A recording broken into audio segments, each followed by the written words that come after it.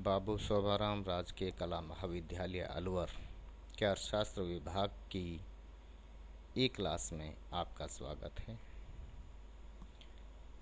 इस नए सत्र में मैं आपको बीए पार्ट थर्ड का अध्यापन करवाऊंगा। इसके लिए सबसे पहले हम विश्वविद्यालय द्वारा अनुमोदित पाठ्यक्रम पर चर्चा करते हैं। राजऋषि भर्तृहरि मत्स्य विश्वविद्यालय अलवर RRBMU अलवर द्वारा अप्रूव्ड पाठ्यक्रम को आप विश्वविद्यालय की वेबसाइट से डाउनलोड भी कर सकते हैं। जैसा कि आपको स्क्रीन पर दिख रहा है, बीए पार्ट थर्ड में हम paper first introductory macro economic theory, paper second में हमारे पास ऑप्शन होते हैं applications of mathematics in economics, और अन्य विकल्प जो इसमें है वो एनवायरमेंटल इकोनॉमिक्स नाम से पेपर है। थर्ड पेपर के रूप में जैसा आप देख रहे हैं प्रैक्टिकल पेपर है, इस पर अलग से बात करेंगे। बीए पार्ट थर्ड का जो प्रथम पेपर है इंट्रोडक्टरी मैक्रो इकोनॉमिक थ्योरी, इसके सिलेबस को 3 सेक्शंस में बांटा हुआ है। सेक्शन ए, सेक्शन बी और सेक्शन सी। सेक्शन ए में basic concept and methodology, macroeconomic variables, real and nominal quantity, stock and flow variables, value of money and its change, inflation, deflation and stagflation, quantity theory of money, Fisher, Cambridge and Keynesian theory, और demand for money Keynesian approach, ये मुख्य topic इसमें है। हिंदी में अगर बात करें तो समष्टि अर्थशास्त्र के मूलभूत सिद्धांत या मूलभूत अवधारणाएं, समष्टि आर्थिक चर, वास्तविक और मौद्रिक संख्याएं, स्टॉक एवं प्रवाहचर, मुद्रा का मूल्य और इसमें परिवर्तन, इसके अंतर्गत मुद्रास्फीति, विस्फीति और स्टैगफ्लेशन का अध्ययन किया जाना है। क्वांटिटी थ्योरी ऑफ मनी, मुद्रा का परिमाण सिद्धांत, इसमें फिशर, कैम्ब्रिज एवं केन्जियन दृष्टिकोण का अध्ययन करना है। मुद्रा की मांग का कीन्स का सिद्धांत। Section B, the classical theory of saving, interest, investment, wages and employment, the complete classical model, यानी संपूर्ण प्रतिष्ठित मॉडल का अध्ययन करना है, जिसमें से का नियम भी शामिल है।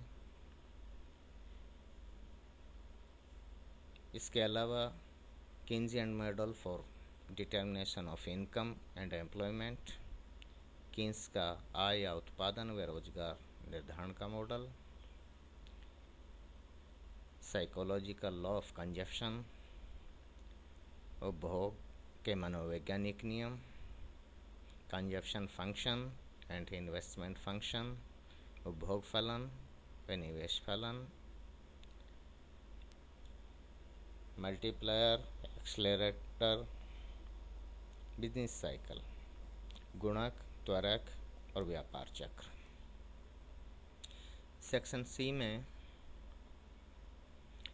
Nature and scope of public finance, लौकिक वित्त की प्रकृति एवं क्षेत्र,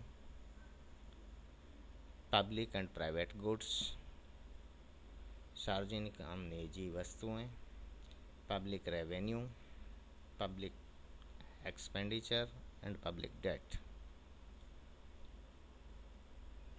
सार्वजनिक आगम, सार्वजनिक व्यय एवं सार्वजनिक ऋण, फिस्कल पॉलिसी, राजकोषीय नीति, features of international trade, free trade and protection and it's method, introductory, परिचयात्मक रूप से अंतर्राष्ट्रीय व्यापार की विशेषताएं, मुक्त व्यापार एवं संरक्षण, इसके अलावा इकोनॉमिक ग्रोथ एंड डेवलपमेंट, आर्थिक वृद्धि एवं विकास, फैक्टर अफेक्टिंग इकोनॉमिक ग्रोथ, आर्थिक विकास को प्रभावित करने वाले कारक, एंड डेवलपमेंट, आर्थिक वृद्धि एवं विकास को प्रभावित करने वाले कारक, मेजर्स ऑफ डेवलपमेंट, आर्थिक विकास का माप। ये प्रथम प्रश्न पत्र paper first introductory macro economic theory का सिलेबस है। सिलेबस को पढ़ना प्रत्येक विद्यार्थी के लिए आवश्यक है, क्योंकि जो मुख्य परीक्षा में प्रश्न पत्र आएगा वो सिलेबस को ध्यान में रखकर तैयार किया जाता है। तो क्या विषय वस्तु, कौन कौन से टॉपिक्स हमें पढ़ने हैं, ये सिलेबस में हम विषय को शुरू करने से पहले इन पे एक नज़र डाल के सरसरी तौर पे नज़र डालना हमारे लिए आवश्यक है। बाद में इन्हें गहराई से पढ़ना भी उपयोगी होगा। तो अब हम इंट्रोडक्टरी मैक्रो इकोनॉमिक थ्योरी को शुरू करते हैं।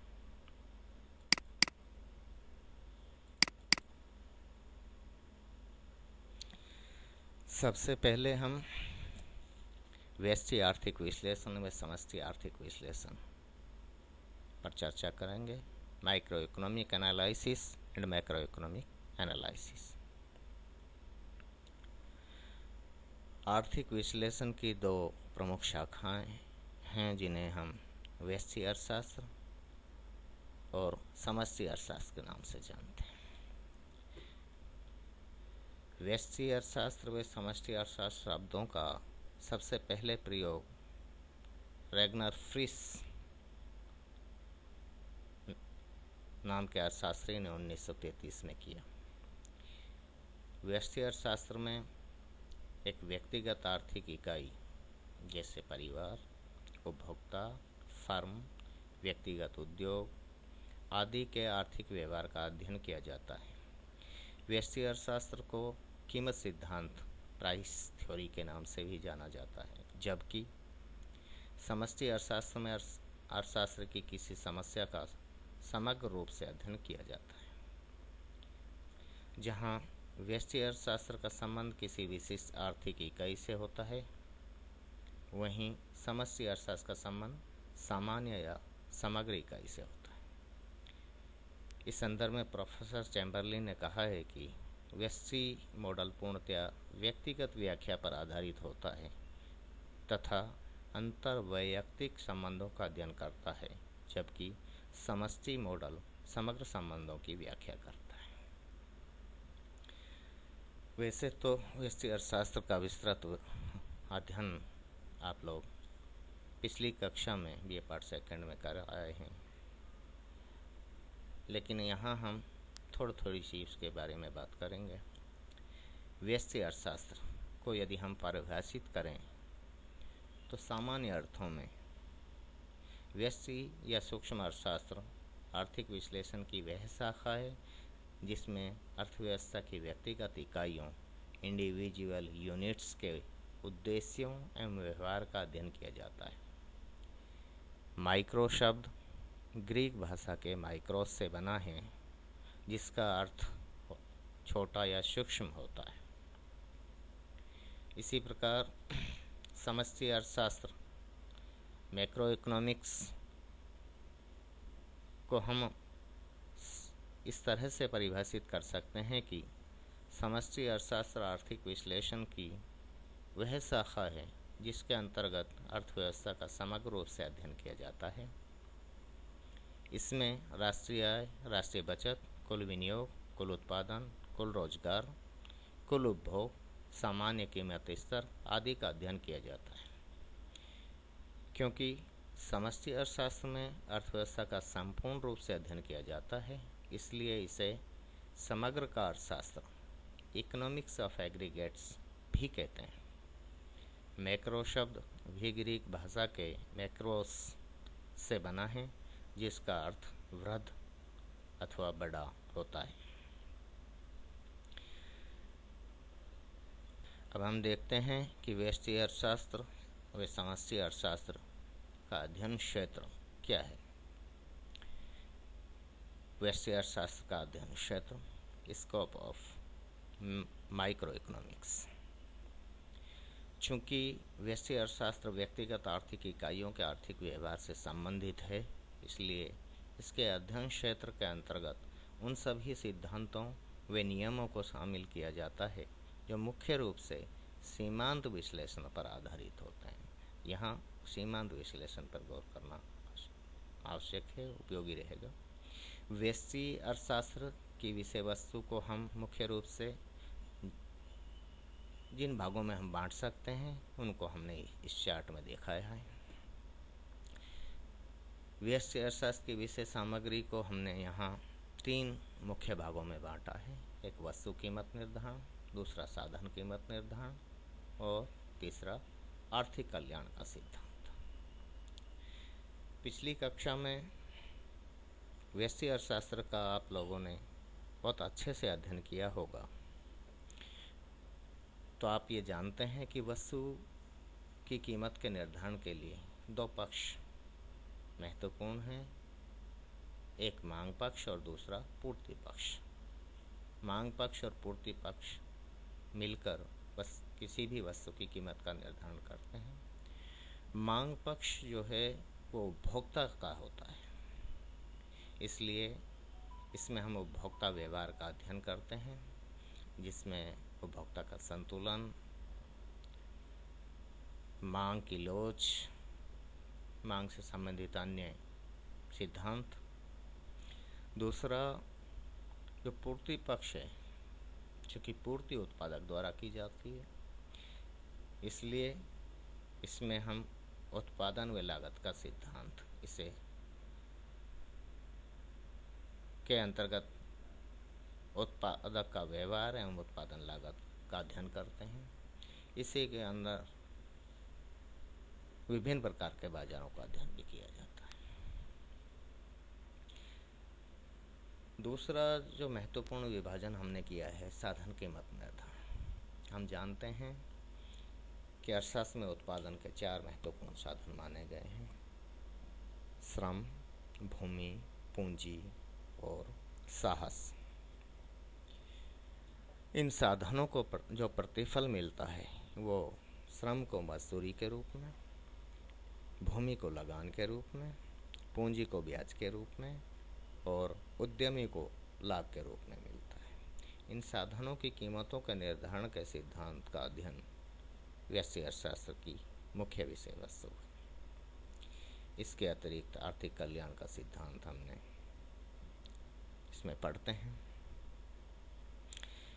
इसी प्रकार समष्टि अर्थशास्त्र की विषय वस्तु, चूँकि समष्टि अर्थशास्त्र का अध्ययन इस बार हम करेंगे,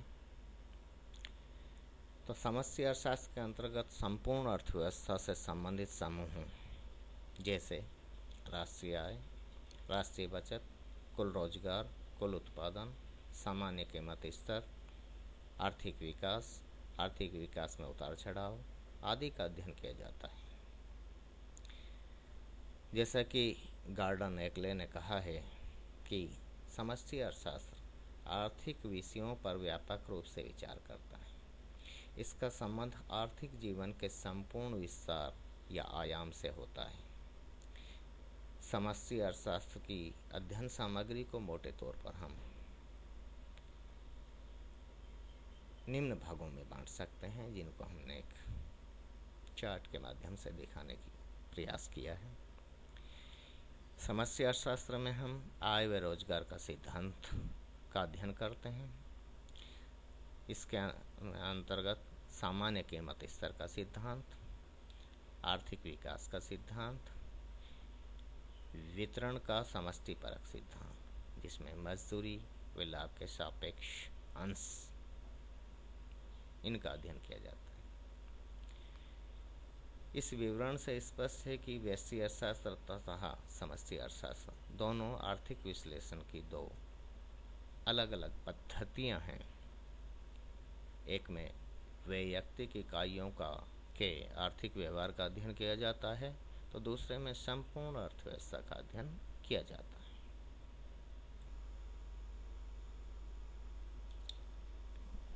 हमने व्यष्टि अर्थशास्त्र व समष्टि अर्थशास्त्र की सामान्य स्वरूप, इनके अध्ययन सामग्री आदि के बारे में बात की है। व्यष्टि अर्थशास्त्र व समष्टि अर्थशास्त्र में जो मूलभूत अंतर है, उसके बारे में यदि हम बात करें तो ये सामान्य रूप से कहा जाता है कि व्यष्टि अर्थशास्त्र की अध्ययन की इकाइयाँ छोटी होती हैं, जैसे उपभोक्ता, परिवार, फर्म, उद्योग आदि, तथा समष्टि अर्थशास्त्र की इकाइयाँ बड़ी होती हैं, जैसे राष्ट्रीय आय, राष्ट्रीय उत्पत्ति,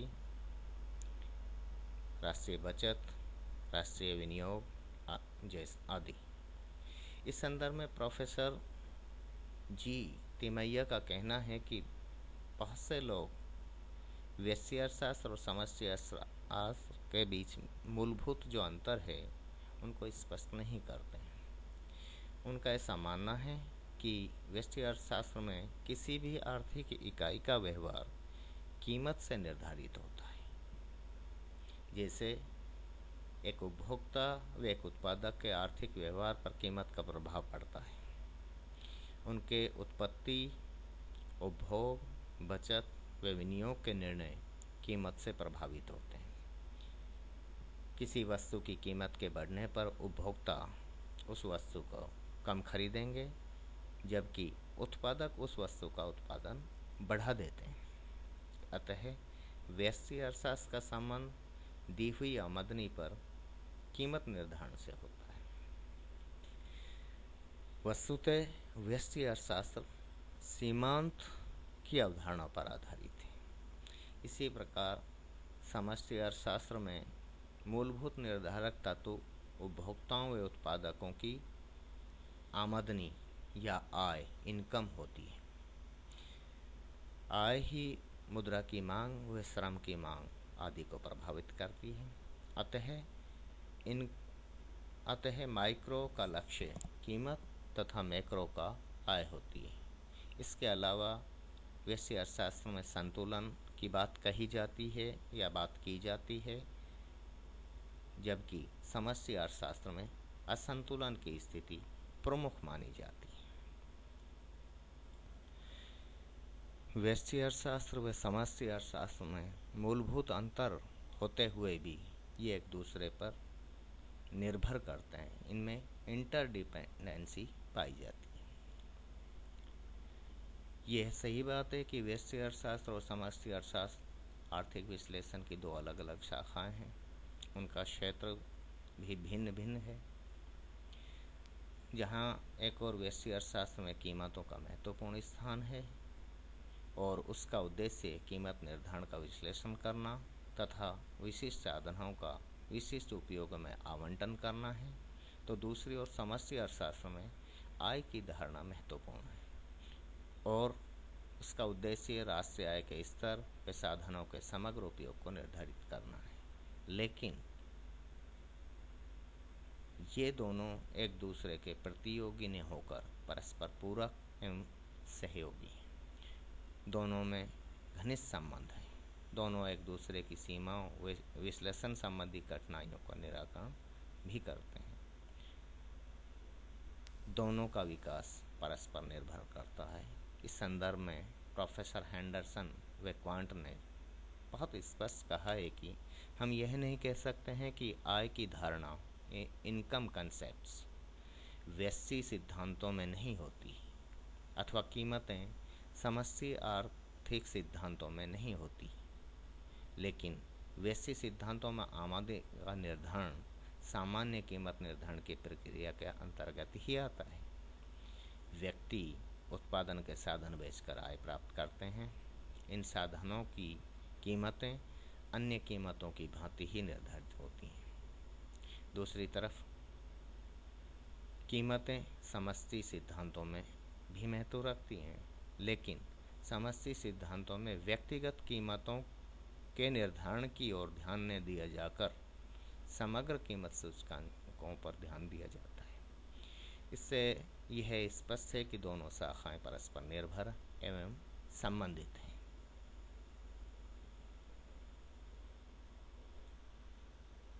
समष्टि मूलक विरोधाभास, मैक्रो इकोनॉमिक पैराडॉक्स। कई बार ऐसे उदाहरण मिलते हैं जिनके बारे में स्पष्ट रूप से यह हम देखते हैं कि जो बात अंश के लिए सही होती है वह समग्र के लिए सही निकलती है। इन्हें समष्टि मूलक विरोधाभास, मैक्रो इकोनॉमिक पैराडॉक्स अथवा जोड़ संबंधी भ्रम, फैलेसी ऑफ कंपोजिशन के नाम से जाना जाता है। जैसे यदि एक व्यक्ति बचत करता है तो वह उसके लिए लाभ की बात होगी, अच्छी बात होगी। लेकिन यदि संपूर्ण राष्ट्र अधिक मात्रा में बचत करता है तो इससे उपभोग घट जाएगा और विशेषकर मंदी की स्थिति में इसका अर्थव्यवस्था पर घातक प्रभाव पड़ेगा, क्योंकि इससे वस्तुओं की मांग कम हो जाएगी। इसे बचत का विरोधाभास, पैराडॉक्स ऑफ थ्रिफ्ट कहकर भी पुकारा जाता है। इस संदर्भ में किन्स ने कहा है कि व्यक्तिगत बचत एक अच्छा गुण है, किंतु सामूहिक बचत एक दुर्गुण है। Individual saving is a virtue but national saving is a wise.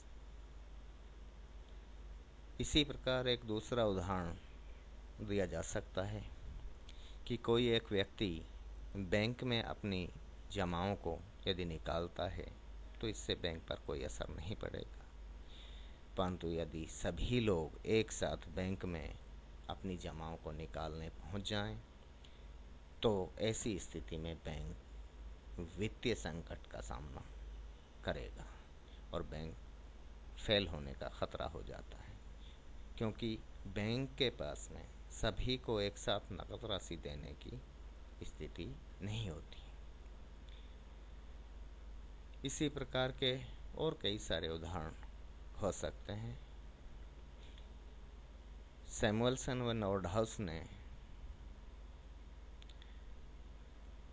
जोड़ संबंधी, फैलेसी ऑफ कंपोजिशन संबंधी कुछ उदाहरण दिए हैं। जैसे यदि एक किसान की पैदावार अच्छी होती है तो उसकी आमदनी ऊंची हो जाएगी, लेकिन यदि देश के सभी किसानों की पैदावार बहुत अच्छी होती है, रिकॉर्ड उत्पादन अगर फसल का होता है, तो इससे कृषिगत आमदनी घट जाएगी, क्योंकि कृषिगत वस्तुओं की कीमतें गिर जाती हैं। इसी प्रकार यदि एक अकेले व्यक्ति को अधिक मुद्रा प्राप्त होती है तो वह अच्छी स्थिति प्राप्त कर लेगा, लेकिन यदि सभी व्यक्तियों को अधिक मुद्रा मिल जाए तो उस स्थिति में कोई भी व्यक्ति उत्तम स्थिति प्राप्त नहीं कर पाएगा, क्योंकि सभी व्यक्तियों को अधिक मुद्रा मिल जाने पर तथा वस्तुओं व सेवाओं की मात्रा के न बढ़ने पर कीमत स्तर ऊंचा हो जाएगा और इससे किसी को भी लाभ नहीं होगा। इसी प्रकार के और उदाहरण भी जोड़ संबंधी भ्रम के लिए जा सकते हैं। तो ये आपका व्यष्टि अर्थशास्त्र और समष्टि अर्थशास्त्र का एक परिचयात्मक अंश हमने डिस्कस किया है,